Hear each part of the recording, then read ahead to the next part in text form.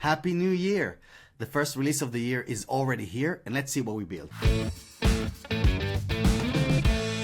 Within your Atarim dashboard, you have a workflow feature that allows you to design workflows that can work with you in the background as you're creating tasks, completing tasks, and working with the feedback inside the platform. Let's create a brand new automation together, and we're going to see that now there's a new element here, add time delay, that allows you to set a time delay between this trigger and this result. So for example, if a task was added to any project, let's say, and the condition is set to in progress, but it's already been 5 days and that has not changed, then change the urgency to high, for example.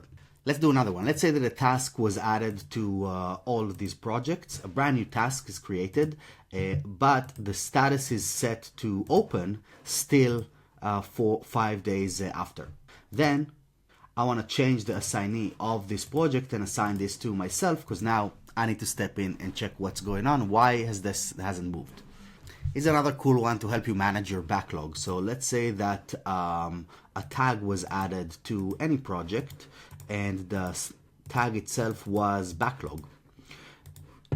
If 20 weeks have passed, then either notify someone or add this to any of the other platforms that you may be using. But in this case, what I would like to do is I would like to change the urgency to high. And then I will create another one that will also change the assignee to me, so that I know that I need to tackle this, or someone else within the team that needs to groom the backlog.